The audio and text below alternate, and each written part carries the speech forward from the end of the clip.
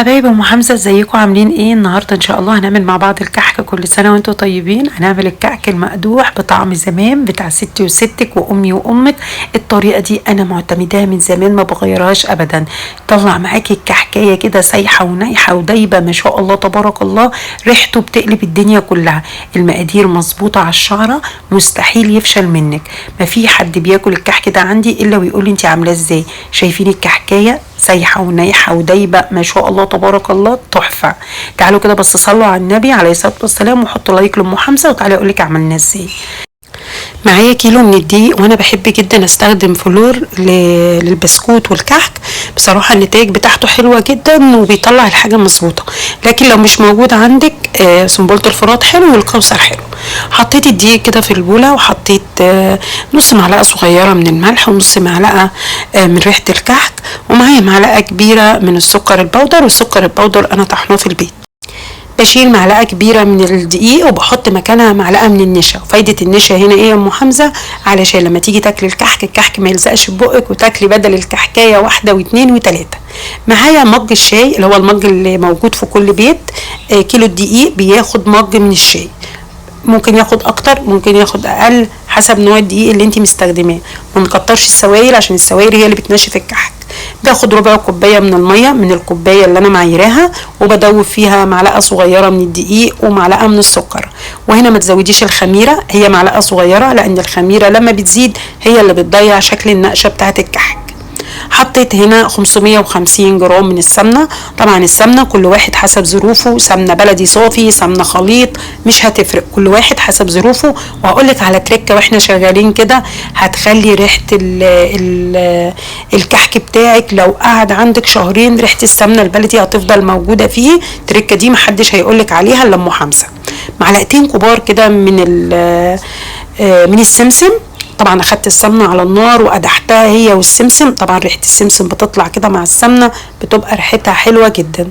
واهم حاجه ومن خطوات ومن نجاح الكحك اللي انت تبسي كويس، من عوامل نجاح الكحك ان انت تبسيه كويس. انا الاول بقلب كده بالمعلقه عشان طبعا السمنه سخنه جدا، وبعد كده باخده على كفوف ايديا واقعد ابس كويس جدا لمده 10 دقايق. لو عندك عجان بياخد 5 دقايق. المهم اللي انت تنعمي الدقيق مع السمنه كويس جدا وتبسيه. دي من عوامل نجاح الكحك. الكحكايه تطلع معاكي كده دايبه وسايحه وناعمه وجميله. هنا بحط معلقه كبيره من ريحه السمنه البلدي في الاخر خالص كده، وبقلب وباخد برضو على كفوف ايديا وبدعك كويس جدا.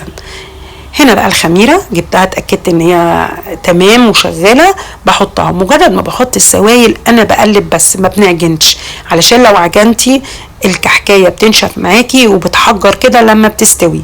فخلي بالك، تركات بسيطه، حاجات بسيطه تاخدي بالك منها علشان الكحك يطلع معاكي ناجح 100%. حطيت الاول الخميره وبقلب، وبعد كده ما بحطش بقيه الميه مره واحده، بحط حبه حبه علشان ممكن تاخد الكوبايه وممكن كمان ما تاخدهاش.